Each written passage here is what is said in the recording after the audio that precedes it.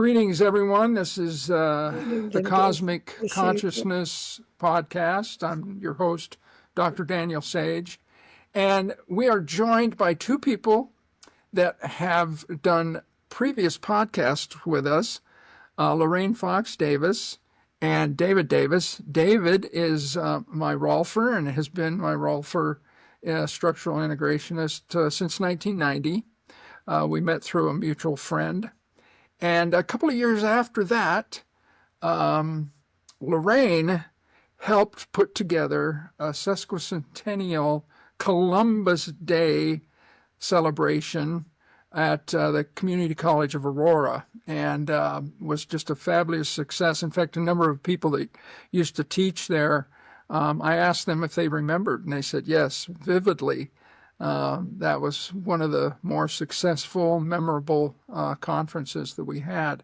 But one of the things that we'd left off with in our last podcast with both of you was your experiences with Babaji, and when you'd gone to India to be with him, and that kind of spun out a few other questions from some other viewers and even myself about who were some of the other most influential teachers, masters that you have been with, learned from.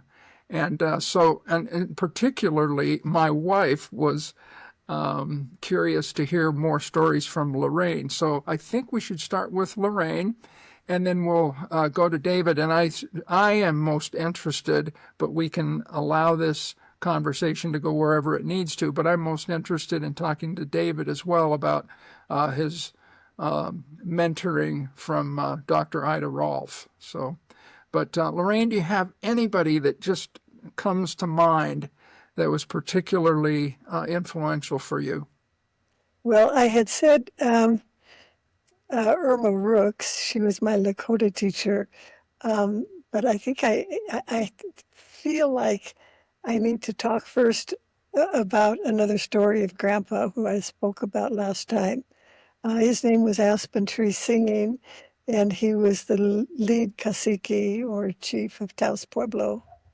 And when we met him, he was in his late 90s. No one knew quite how old he was, but his family said close to 100 or over 100. There was no birth certificate at that time. And so I talked about him. And for people who didn't hear that one, I'll just very briefly say why I'm speaking about him was his remarkable, unusual powers. I was living in Spokane, Washington, vacuuming my floor one day, and he appeared to me and invited me to come visit him in Taos Pueblo before the year was out.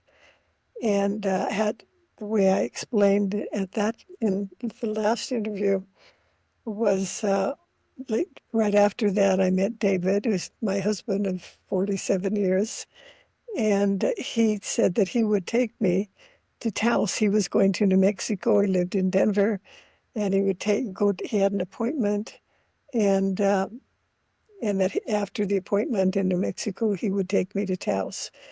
And we were there all day looking for this old man that I thought appeared to me, and we couldn't find him. And sun was going down, and David said, "Look, I'm hungry. I know you think you met this old man who appeared in your living room, but he doesn't seem to be here." And I was mortified because I hardly knew David at the time.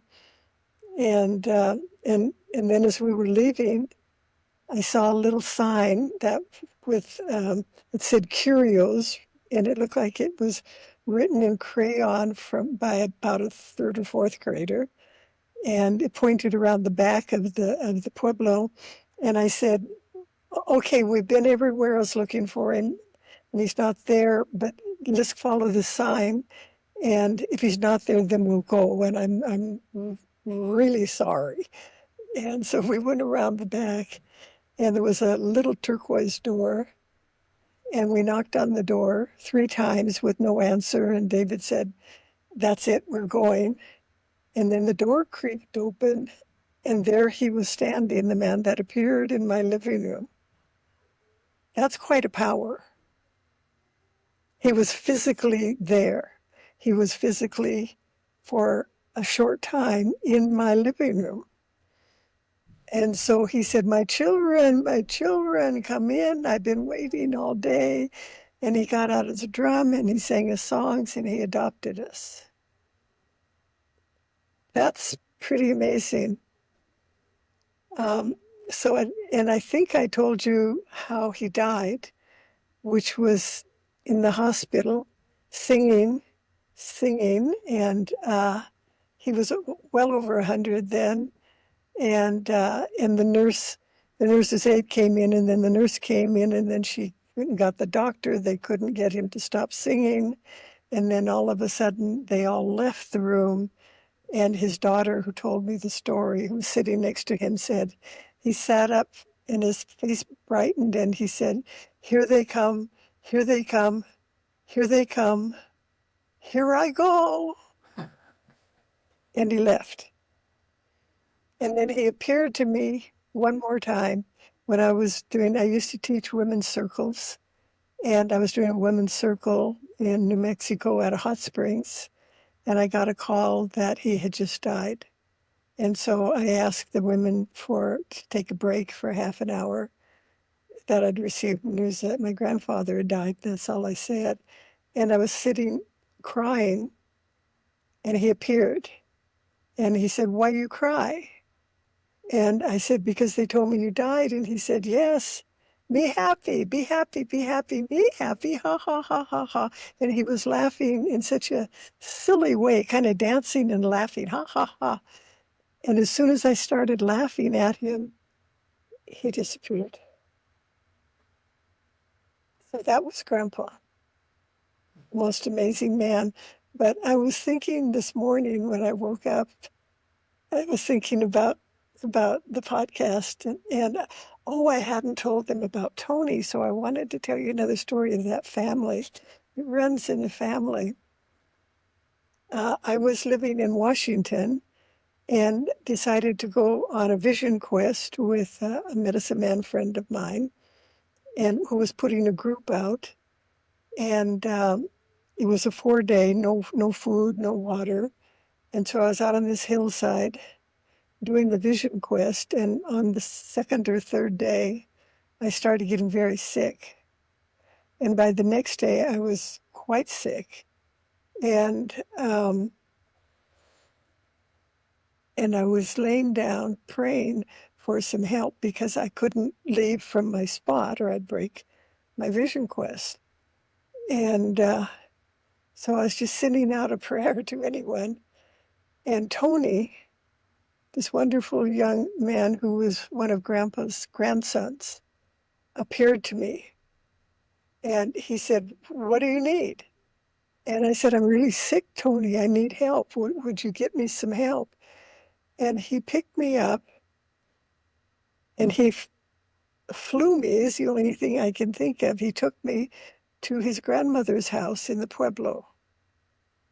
And he put me on Grandma's bed, and she came in and she looked at me and she had kind of her hands on her hips and she wasn't looking very, uh, she's like, "Well, what are you doing here?"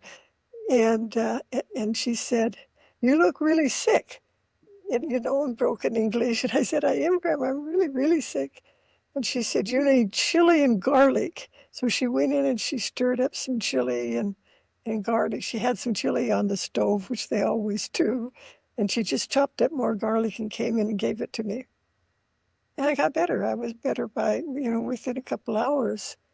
And we talked, and then Tony flew me back to Washington.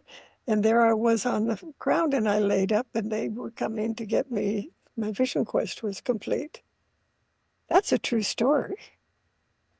What did you gain from your vision quest? But that's a good question. What I want to say first is, in Indian ways, as soon as we got off the vision quest, I told David I needed to take presents to them, to Grandma and Tony, for helping me. So we went to Santa Fe, and Tony was an artist, very good artist, Indian art, and but he couldn't afford art supplies, and so we bought art supplies for him.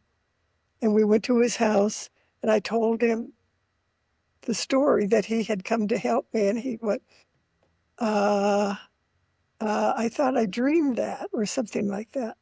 But he liked the presents, and so that was with Tony. And then we went to Grandma's house at the Pueblo, and Tony was with us. And Tony told her first in Tewa, and then when he got to the part where he brought me to see her, and he kind of said that in English, and she goes, "Oh, I remember garlic and chili or something." I don't remember exactly what she said, but she remembered him bringing her and her helping me. Now, these things kind of, they're way out there. But the people who live in a natural way, they're part of their natural way. This, and so I've got several other stories, maybe down the line, I could tell you about things like this. It's not woo-woo. It's absolutely real. And I think maybe by sharing some of them in just a really simple way, people could have a little faith that maybe things like this could happen in their lives too.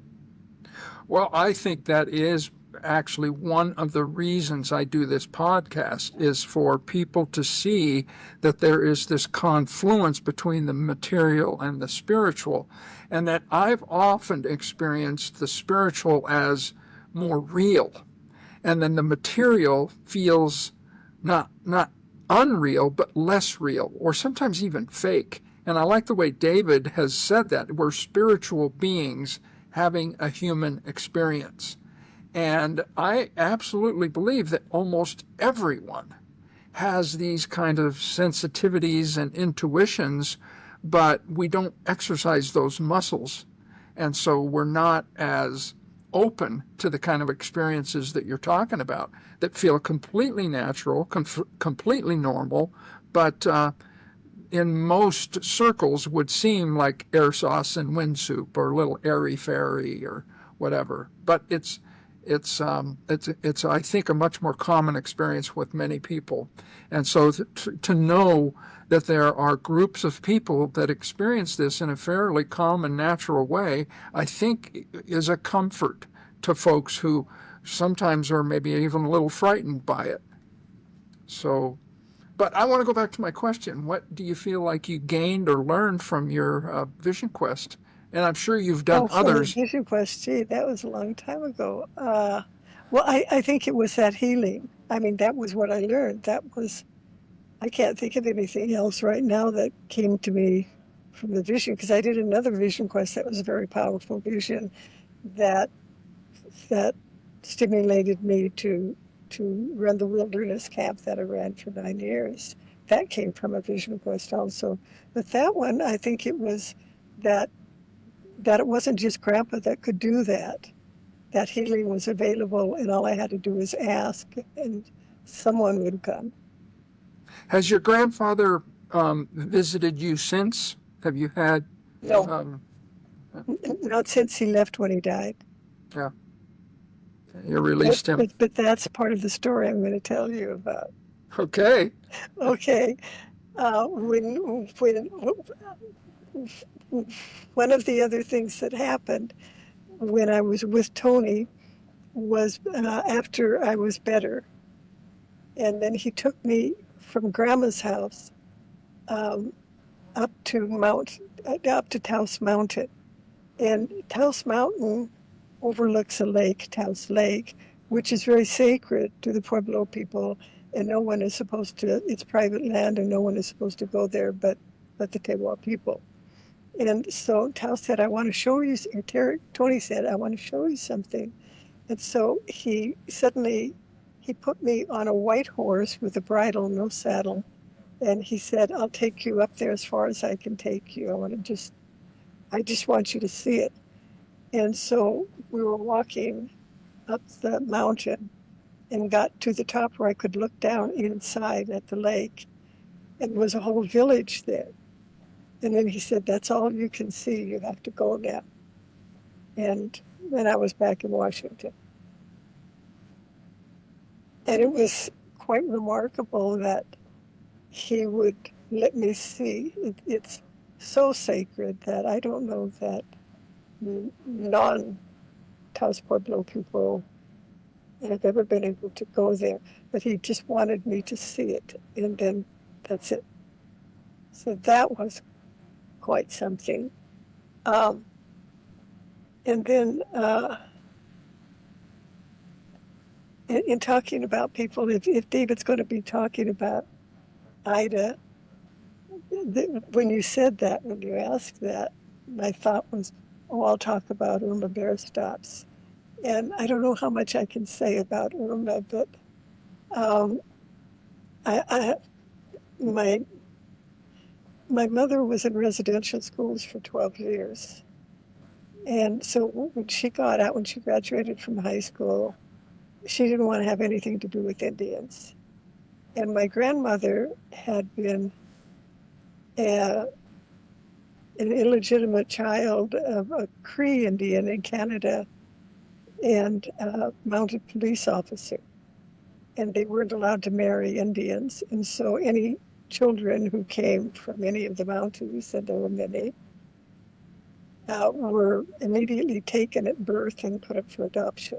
My grandmother was adopted and brought into Montana as a, they didn't adopt them for children, they adopted them for future free labor or farming and ranching. So my grandmother lived 15 years with that adopted family who were not good to her, and she ran away when she was 15 and went to the closest reservation, which was the Blackfeet Reservation, and then married a Blackfeet Indian there. And so I didn't know anything about being Indian uh, in my 40s.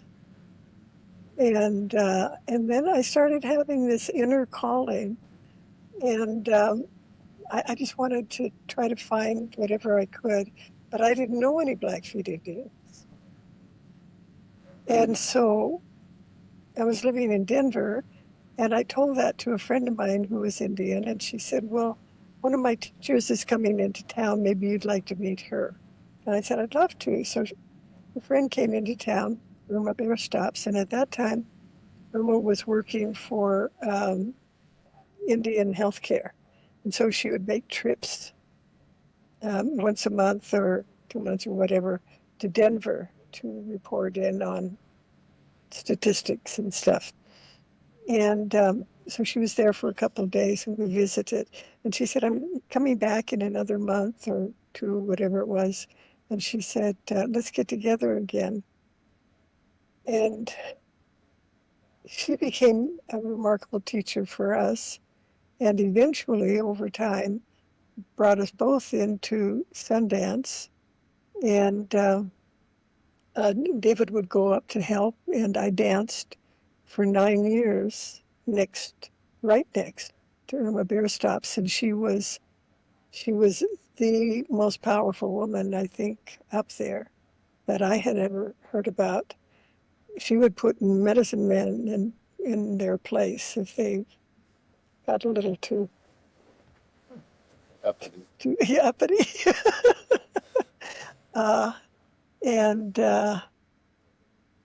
so she invited me to, well, I had a dream to Sundance, and that was the only way you can get into the very traditional Sundance. And I told her about the dream, and she said, "Well, then it's time for you to Sundance." So I went up and right next to her for 7 years. And then my oldest son, who lives in Hawaii now, came to just to witness and to be there and to support uh, from the outside. There's a lot that's always taking place. And so David was there for that too. And so my son was so impressed with what he saw and experienced at that Sundance that he said, "I'm coming back next year. I want to dance again." And and he came back and danced. And then after that one, he was driving from South Dakota to see his sisters in Seattle, and he had to drive right through Montana, and he was getting close to the Blackfeet Reservation, and he said, well, I'm going to see if I can find any Blackfeet. So he drove into Browning, the town on the reservation, and he said he realized that he didn't know anybody there or who to talk to. But the first guy that he saw that had long braids, he pulled over and said, can you tell me where the Sundance chief lives? And the guy said, oh, yeah, back up and go down, about 3 miles on your left and out of town. And so he went down and knocked on the door. And he had no connection before with anything Indian either, and except that Sundance he was at.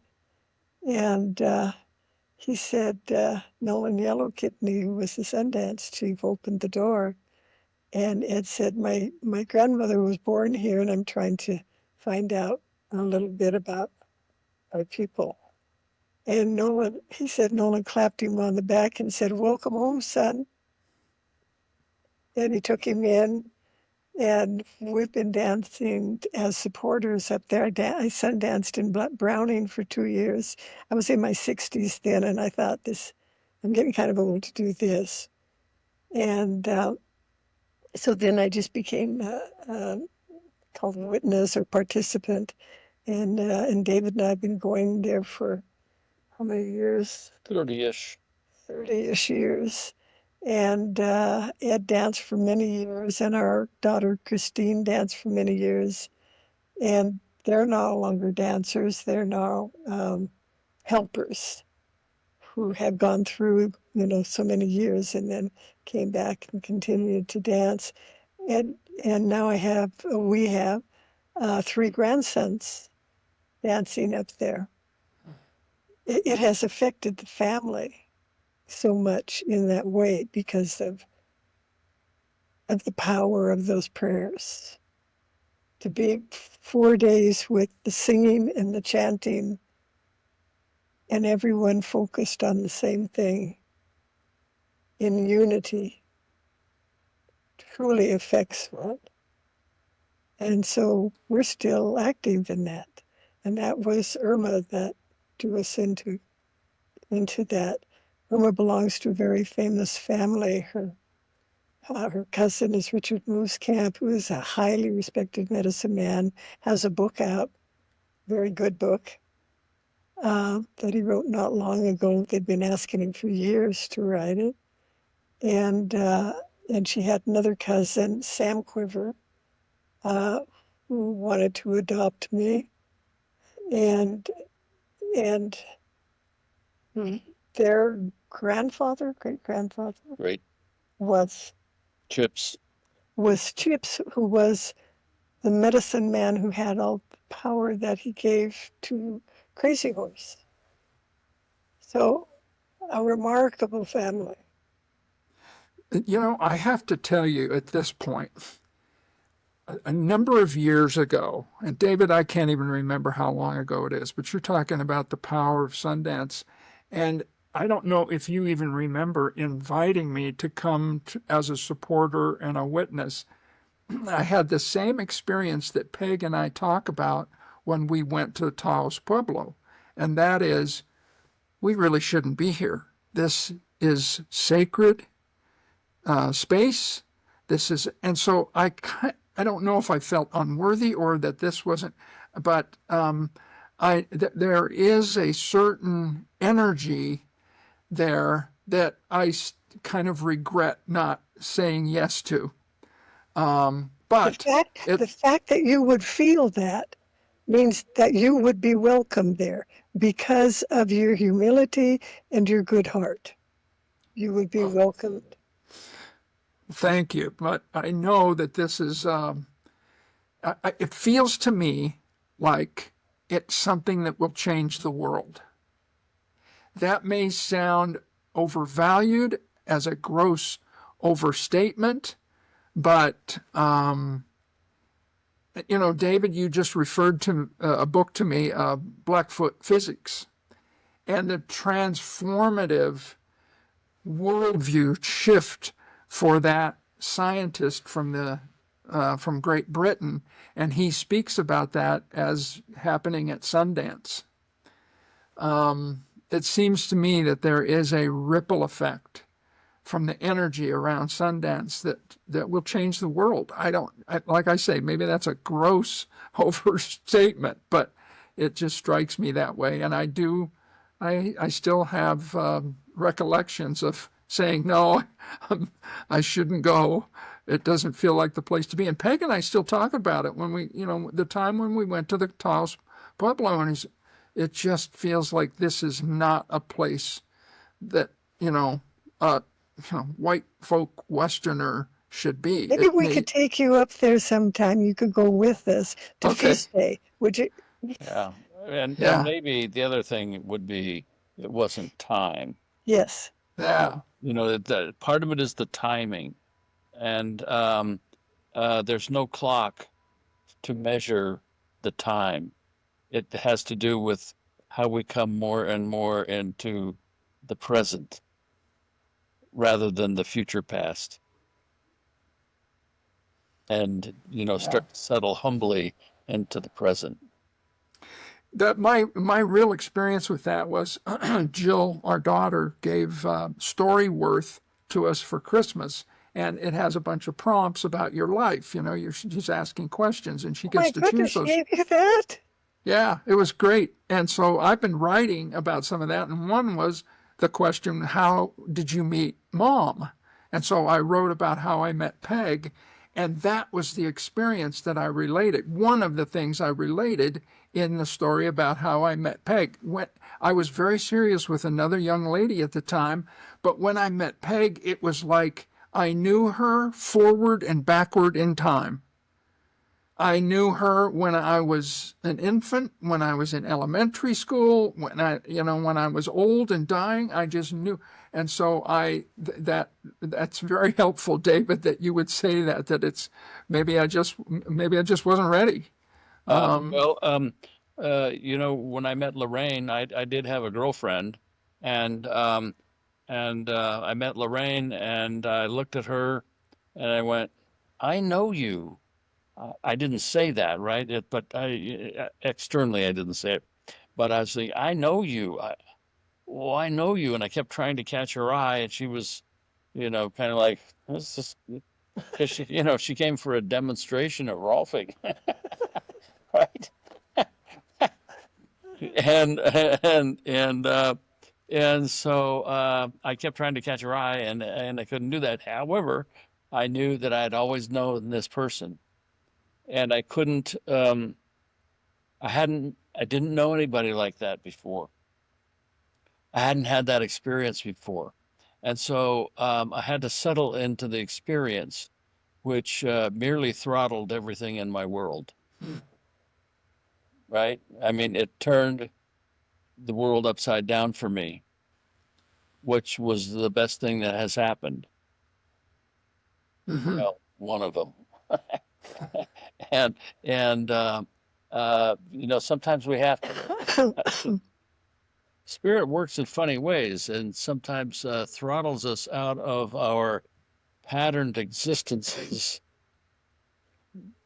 to bring us more deeply into what I like to call instances. And by that I mean ist as in being, Mm-hmm.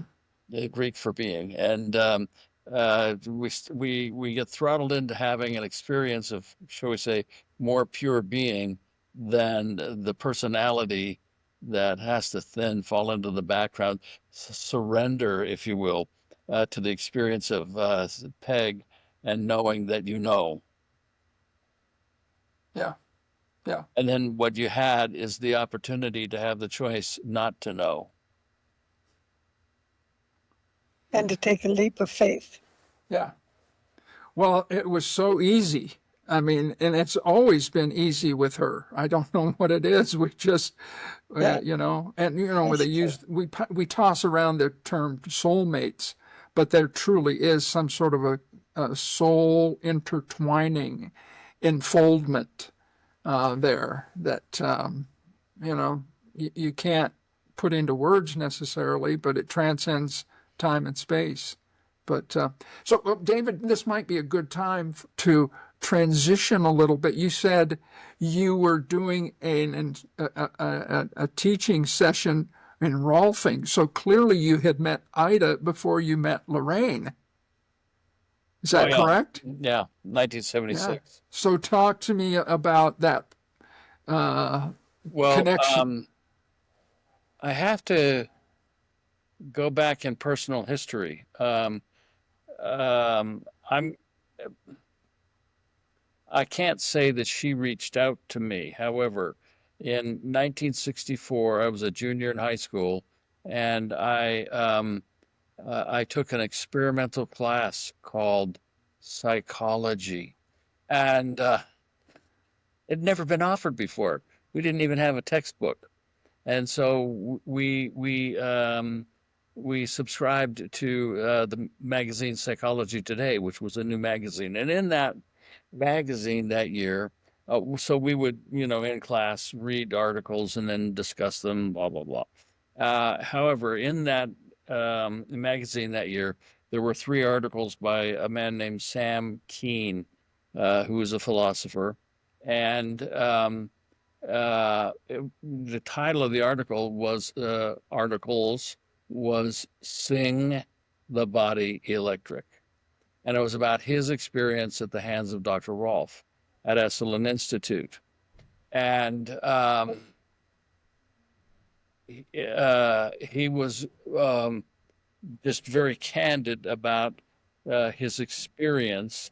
And one of the challenges about the experience is it's difficult to find words for um, a transcendental experience of somatic nature that is here all the time, but we don't normally experience that. Once again, due to our patterned way of moving through the life and through world and thinking that we're, personalities that have some significance in the world. and, and occasionally we are, and sometimes they do. But so but with these articles, what was interesting is that the letters stood off the page about 4 inches off the page, and it always did that whenever I would read those articles because it was like, wow, that's different. Um, and so it put something about her in my mind and heart, and then I continued through the tumultuous and turbulent 60s without any other connection to her or that or anything else. Just had to file it away. And then in 1970, the first Rolfer types moved to Boulder. And it just so happened that I had just finished college and I moved to the southern part of Colorado. And I knew several people who had decided to get Rolfed, and they had extraordinary experiences. It was life changing for them at some level. And um, and so I had to file that away because where I was staying, where I was living in those days, there were no practitioners around because it was a small town.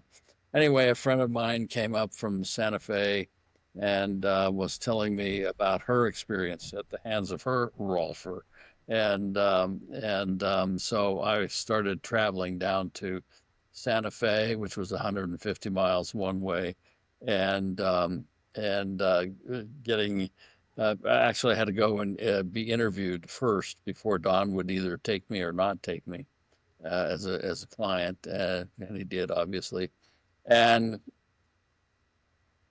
then we started the process.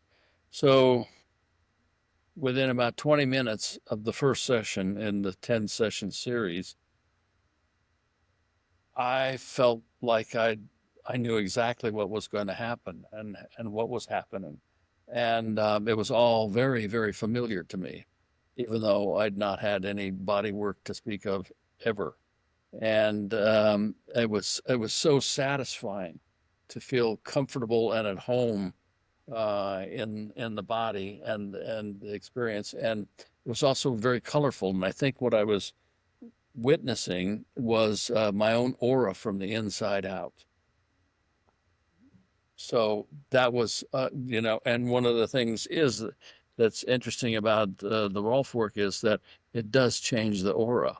Uh, it it makes it larger and more colorful, and so I had those experiences, shall we say, under my belt before I met the good Dr. Rolf, and so then I had to jump through a lot of hoops because once I received the work from a lovely man named Don Johnson, and Don was a former priest on Yale for some 20 years, and he used to hang out with the Berrigan brothers in the Mm-hmm. 1960s, being active, and and so I got close to the end of the series, and Don said, "Hey, I think you would make a good practitioner, and you know, to get into the school, you have to have a sponsor. I want to sponsor you." And so he did, and he, kind of ushered me along the path to get there. So I had a 3.5 year journey and I got the first half of the basic training in Boulder, Colorado, spring of 1976, and then I had the opportunity to go to San Francisco, where the Institute annual meeting was, and so I did, and when I got there, there's kind of there was an understanding that you don't want to bother Dr. Rolf unnecessarily, and right, don't ask any stupid questions, and so I was walking by her, and there were a lot of people moving around, and she pointed her crooked index finger to me, and she goes, "Young man, come here." And so I went over and I sat with her, and it was like, uh,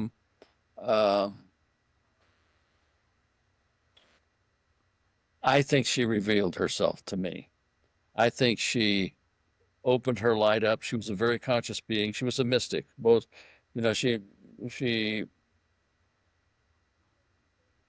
we usually talk about her as being a scientist, PhD in biochemistry, but she was also an osteopath, which is a real segue, shall we say, into the somatic world that is very different than the biochemical model of uh, humanity.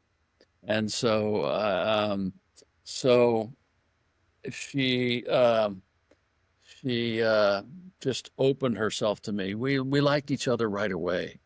Was the interesting part. So she asked me where I was in my training, and I told her, and she asked about myself, and um, again, it was like a bathing in a bright light, and I felt like my hair was standing on end, and and uh, uh, and yet it was like we were enclosed in a moment. Uh, um, there was an encapsulation on the moment that we shared together, and the rest of the room ceased to exist, even though there's people moving around and talking to one to another. And so we were really very isolated. And so we talked for maybe 10 minutes, and she said, "Young man, I want you in my next class." And so I said, "Yeah, me too." And the fates conspired not to allow me to do that. The first reason was that the class started 2 weeks after that, and all the positions were filled. And I talked to the executive director and said, Ida wants me in that class. And he goes, "Can't do it." But what they did is they let me come into class and audit, in the mornings. So I would go into class every day and hang out. At the same time, I was my dad had a business, and I was I was actually managing his business, and he realized that his second son was in fact crazy, that he didn't want to take over the family business, and that he was going to have to sell it. And so I was involved in that, shall we say, karmic transition period. And as the fates conspired, literally, his business sold a month before I had to leave to do my basic training.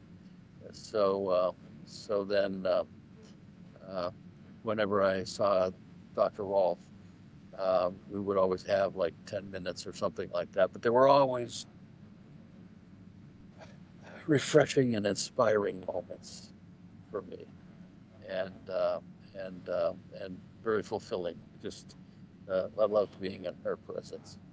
And uh, I was at the 1978 annual meeting of the Rolf Institute, which was in Boulder, Colorado this time.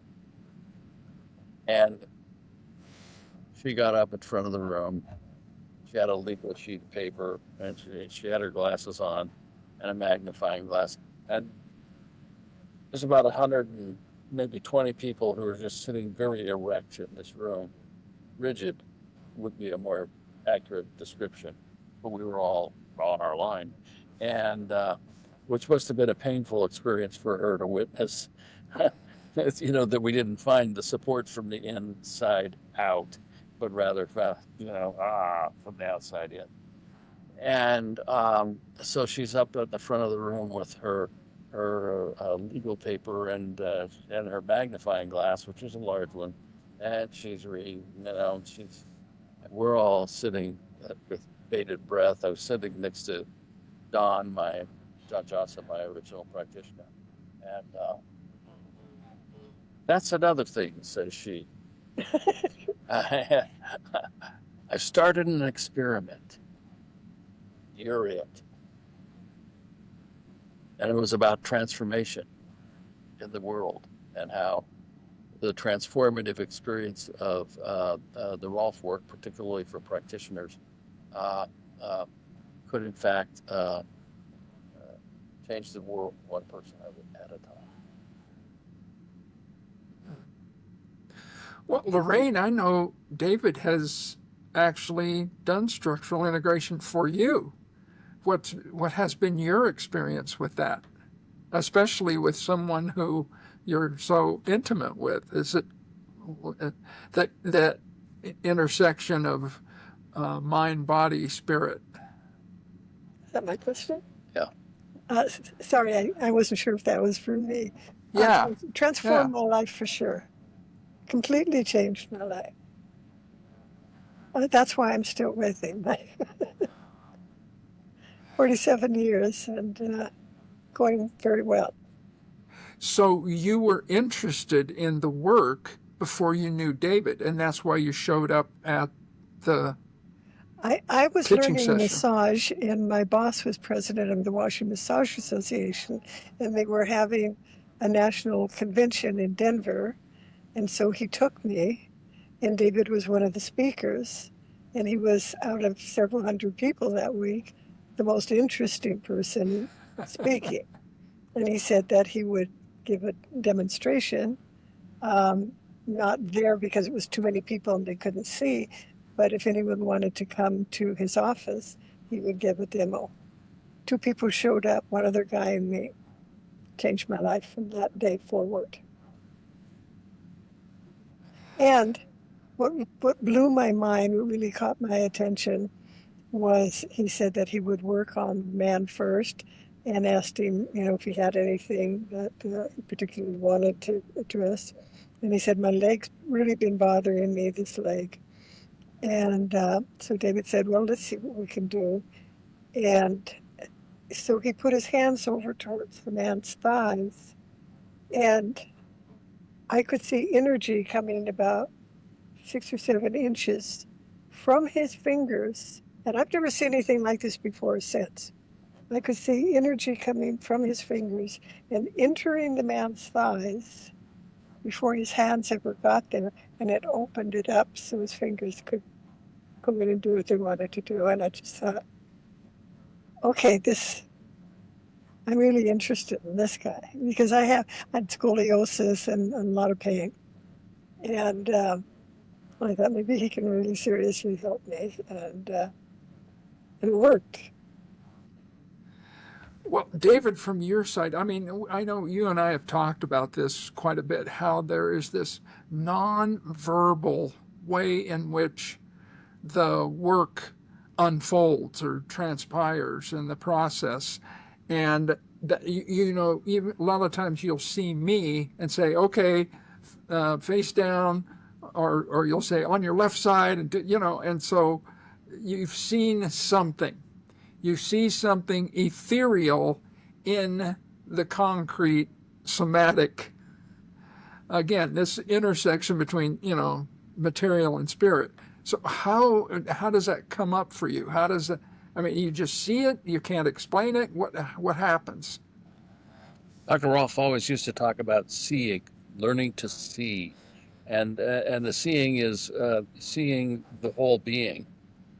She used to say she's interested in the whole being, but the body is the only thing she could get her hands on. And so she it developed, you know, it's not a technique, it's not a system, it's not a method, but it's a, shall we say, a field energetic by virtue of the practitioner awakening at some level to somatically, so that one is aware of what's happening proprioceptively and even all the intrinsic qualities of, uh, of, of movements moment to moment internally here, and then those things extend into you. So when you come into my field, um, I see things, but also I feel things from your field. So I feel the holding that's in your field, and what can we access today? As you recall, when you come in for a session, I'll usually say, "Well, what's going on?" You know, and when you were playing a lot of tennis, for example, you had a lot of consistent patterns that that came from, I'll say, the avid use and borderline overuse of your body in a certain pattern way of movement, and that takes a toll on the body over time. So so I get a sense about what to do. Before I go further on that, the truth is that when I do the basic series on somebody, that's an opening of the whole system and the holding patterns that have become familiar and very often are also familial. And um, uh, you know, I'm of the belief that uh, holding patterns in the body can go back 7 generations. Yeah. So, you know, that pulls in a genetic quality to the work. And of course, Bruce Lipton talks about how the genes are still learning moment to moment, but when you take them out of the epigenetic membranes, then what it does is it stops the growth. So then you know, you have the double helix that's, shall we say, exhibiting its development and growth up to that point. My experience, and I think I've shared this with you, and I'm sure other clients have probably shared this with you, is that I've had physiological, emotional, psychological, and spiritual premonitions before I come to see you. And then the work is sort of, in some ways, and I don't, perfunctory. It's like, okay, my I already have a sense that this is what's going to happen, and my body is even making adjustments. And you know, I'm stealing this, of course, from Yogananda, that you know we're just tuning forks. We're like tuning forks spiritually, and to get in proper spiritual alignment is to be able to then more easily, readily connect with, the beings around us. And it feels to me like sometimes that's what those premonitions are, as preparatory precursors for the only thing you can get your hands on. Um, uh, we're tuning forks that are out of tune, and um, and so for the resonant quality of a tuning fork in tune, then we have to work to diminish the tensional influence of compensatory holding patterns that have become normative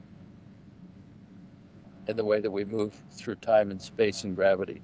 And so the other thing, what you just mentioned, is how you have these premonitional qualities that also are involved in how, when you see other or around other people. Um, the other thing that we become open to is the universe herself, and and so uh, opening to the all is a very interesting challenge, because we don't have a societal or cultural value on that or anything like that. Well, and this is part of my concern about the way in which the Rolfe Institute differs from the Guild. The Guild seems to have this more holistic approach, understanding of the original sensibilities of Dr. Rolfe, where the Rolfe Institute sometimes seems to me a paint by numbers. That Well, it's it's there were a lot of things in her era that she couldn't say. As I was saying before, she was a mystic, and she studied with a lot of prominent spiritual teachers, but she had to keep that in the background. So, how does a mystic teach about something that, uh, in terms of the whole being, we're working on the soul and the spirit, but the flesh is the only thing that we can get our hands on? But as we change the tuning fork of the system, and as the aura expands, um, or if you will, the field expands, then we get a very different equation, if you will, taking place in the field, and so she couldn't really talk freely about how the work is all about what we might call altered states of consciousness. well, this is making me kind of rewind back to something that you said a little earlier, Lorain, when you really you didn't have a consciousness of your Native American roots, DNA, all of that. And I'm thinking this whole, not just altered state of consciousness, but what should be probably our natural state of consciousness is really indigenous to this continent. The body politic on this continent should be this transversing of what David has learned. And this is just occurring to me just now that the two of you, are emblematic of what probably needs to be the consciousness on this continent. That as when we had the invasion from Europe, that consciousness was displaced. And your awakening to the indigenous consciousness at even relatively, middle age, represents something similar to what David was experiencing with Ida Rolfe. I don't know if this is making any sense, because it's kind of just coming to me right now that this is the kind of paradigm shift. This is the kind of consciousness shift, altered state of consciousness, which should be our normal consciousness for everyone. And I think it used to be, it's not just native and it's not just indigenous, it's like everyone who lived very close to nature, because that's all there was a long time ago, I think probably we're in this state. That's what I feel. And then All those and over primitive time, people yeah, all those primitive people were in primal condition. Yeah. walking and living in nature and being nature. Yeah. And not separating themselves from nature, whether externally or internally. It's like a dance with the sun or something. It is. Sun dance. Yeah. Yeah. Yeah, I've often thought, and this was my kind of elementary academic polluted way of thinking about it, but we have the wrong psychology on this continent. We need to return to the consciousness psychology that is indigenous to this land, not imported or invaded and contaminated from another continent. And I think this is what, in to a great extent, has created much of our suffering, is we don't have a grasp and understanding of that. Yeah, it goes back to the istness and the psyche part of psychology, um, and uh, um, and the anima, and there's something that animates the body, and we don't know what that is. It's available for us to know, and it's a spectacular journey that we all can be involved in. We're all involved in it at some level, and we can become more conscious of being consciousness itself. So, to, Lorain, to, to a certain extent, when David said anima, and I thought, well, how close that is to animal, and and there are many stories from long ago all over where people walked with animals, that they understood one another, that there wasn't that they could talk and understand one another, that was the natural form of living at that time. But over all this very long time, we've lost that. We haven't lost it entirely, or we couldn't be speaking about it right now. yeah. In fact, that was going to be my next question. To both of you, do you currently have experiences that are particularly salient or that continue to still guide you? Visitations that are reminders of, living the path or, experiencing life in ways that are deeper and richer than what we have to go through in our day-to-day kind of routines. What would you say? Oh, I'm interested in you starting. uh, Do you have to think about that for a little bit? well, I have to think of what I'm going to say because that's how we live. Okay, so the first thing I would say is I don't think about it, Okay. and I unthink it. And as you know, Dan, I do a lot of mantra, and part of doing a mantra, continual recitation of mantra, Adnam Japa, as it's called, um, uh, keeps me coming back to the present. So as the brain, so to speak, wants to trail off into thoughts about the future, the past, or anything in between, anything but staying present and being here in this moment of now. Uh, and so should we say opening for me that uh, I was telling Lorain last week, my life is a prayer wheel. It just keeps turning and turning and turning, and uh, the prayer and the prayers. And I know this is so with Native people. Is the object of life and the living of the prayer rather than the idea of the prayer.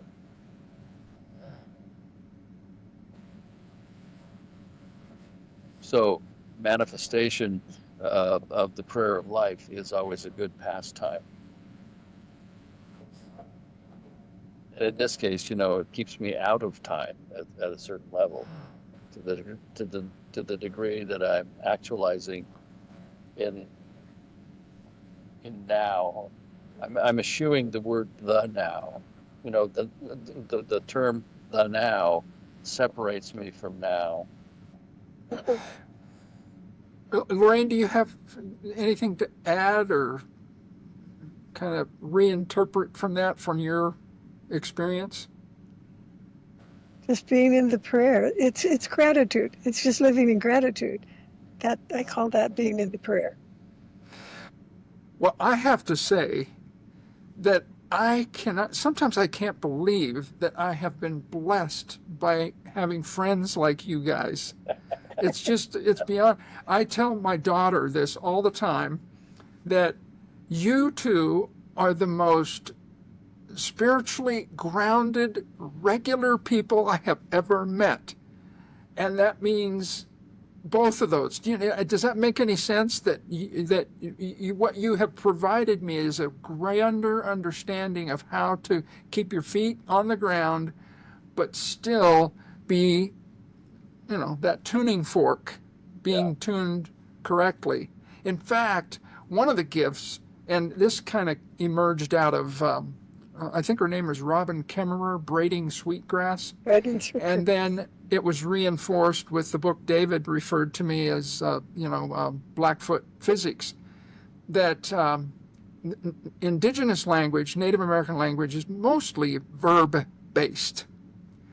And so in one of my meditations, I still have this subject object thing going on because, I'm just a stupid human being. But it came to me, God is a verb. Processive, dynamic, relational, all of those things.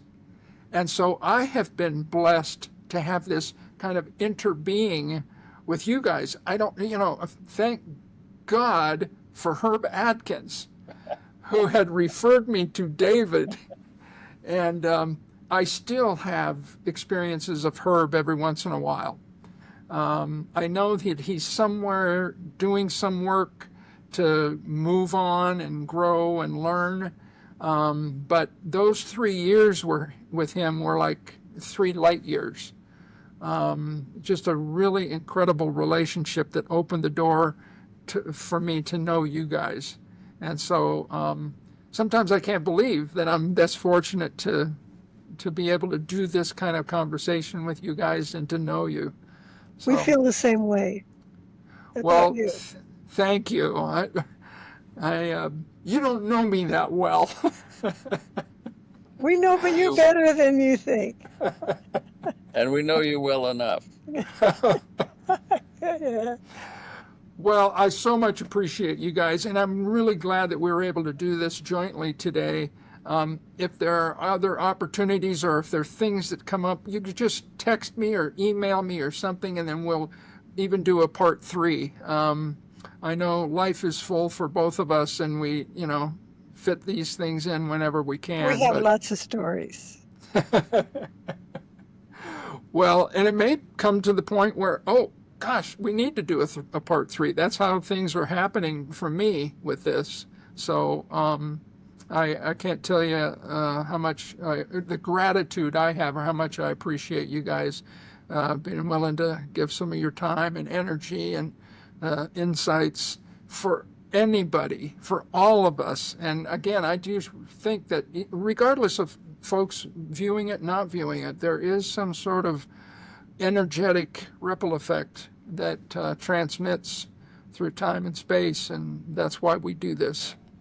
Well, there's where 3 are gathered, there's a vortex, if you will, and there's a pulsation that moves out from this trinity. Yeah. And Yeah. try this triune place of being.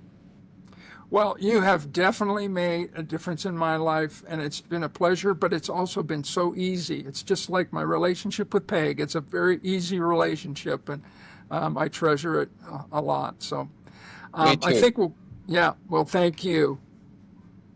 And I think we'll wrap up this session. And I want to let everyone know that I'll try to be a little more regular about podcasting in the future. I've had several weeks coming back and forth for different events and spaces and times. So hopefully we'll have some more regular. Just one more thing, just as a little incentive if it should come up or be convenient. We haven't even talked about our Buddhist experiences It's and funny because in the teaching. process of this, I've also thought about. I have this friend that I've done some podcasts with, Wayne Gilbert, and he and he's really been reading a lot of Thich Nhat Hanh, and this because of I think part of it is because of the physical suffering that goes on when you have Parkinson's, but there have also been other meaningful connections for him. So that Buddhist connection resonates for me. So good. Well, thank you, everyone. I will be back on podcasting on a little more regular basis. And very many thanks to Lorain and David for participating tonight. This has been the Cosmic Consciousness Podcast, and I'm your host, Dr. Daniel Sage. See you soon.